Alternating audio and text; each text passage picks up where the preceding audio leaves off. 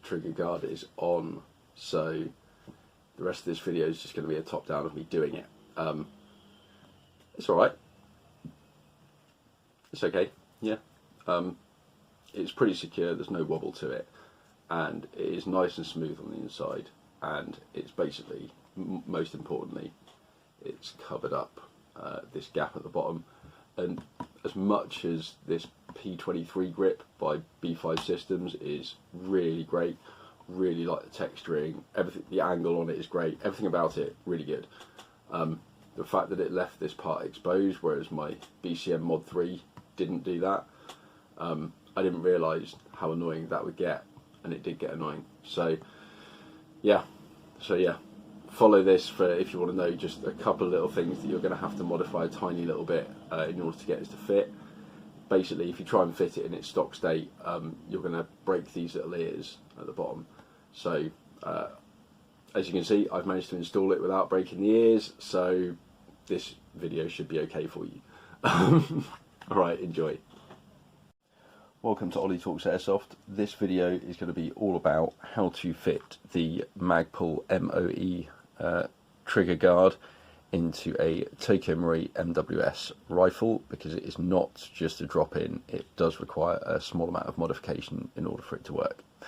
So the first thing we're going to need to do is remove the original trigger guard.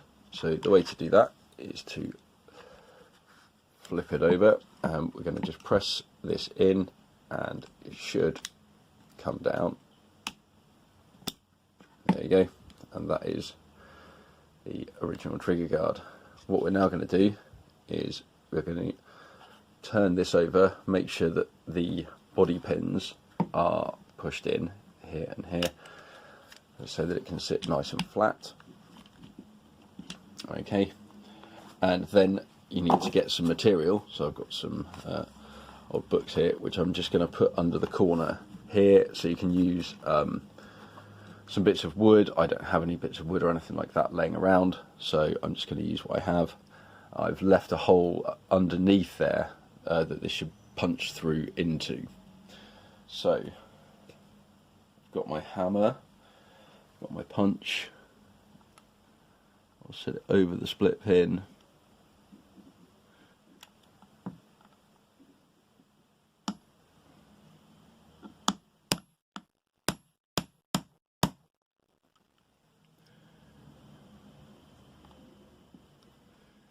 And make sure those books are pressed up.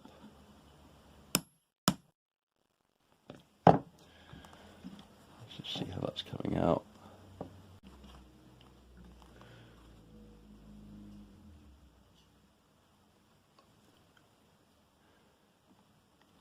So I do want to be quite careful with this. I obviously don't want to damage anything.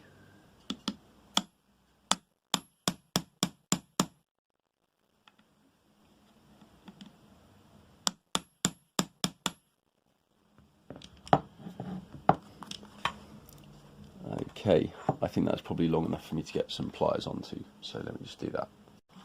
Okay, so after a few more taps, I managed to get the pin all the way out. Not too difficult, it didn't take too long.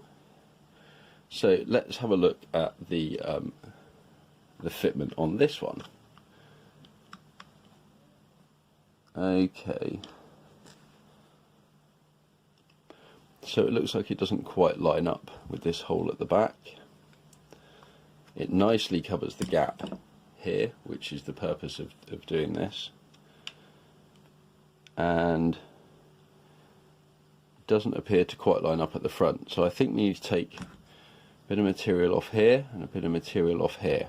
So let me just measure that again while looking at it with my own eyes, and measure twice, cut once, so bear with me. So yeah, I'm pretty sure that it's these parts that just need to be made a little bit thinner. So I can see that there's only a limited amount, so it's this way around, that's actually going to make contact, but I think nonetheless it's all gonna go.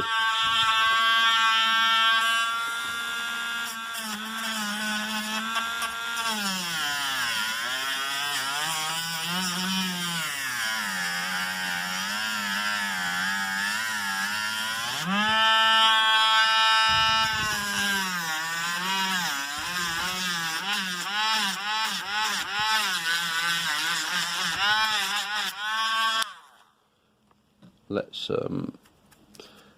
see what that has done.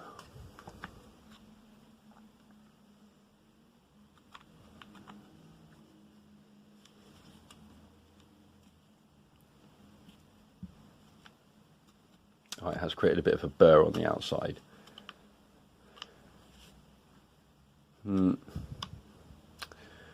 No, still not enough. Still can't see all the way through that. And yeah, it's not aligned. This polymer is pretty tough actually.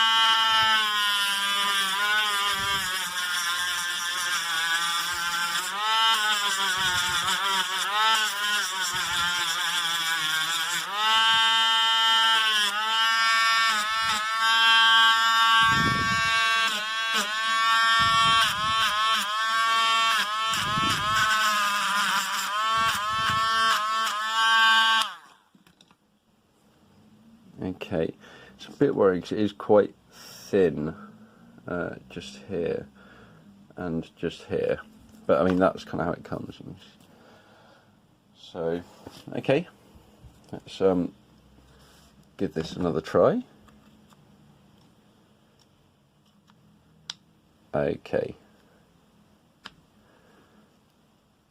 so that does look a lot better, but what I'm going to do is I'm actually going to get a torch and just shine it on.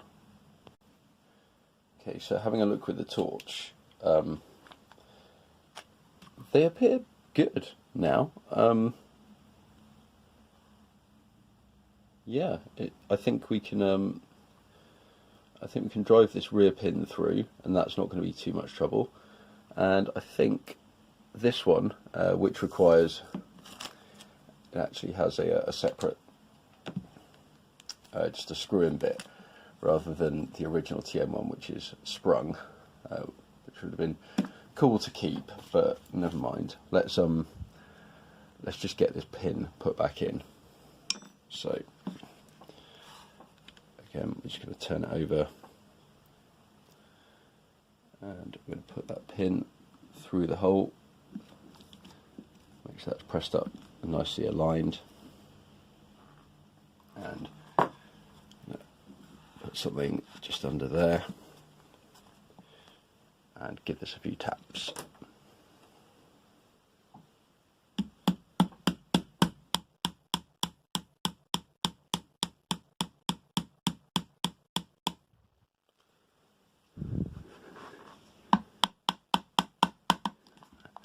Okay, now it's here. I just want to make sure that it is going to line up on this side, on the other side,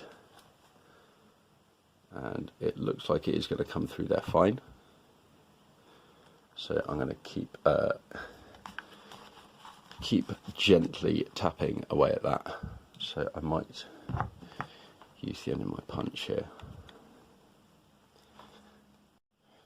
So now that I've knocked that pin through, the last bit left to do was basically just to attach this Allen screw back in. So that's literally the last bit.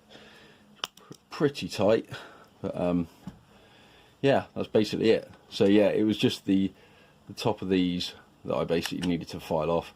I took a tiny bit off the back end as well, but yeah, there you go, that's how it's done.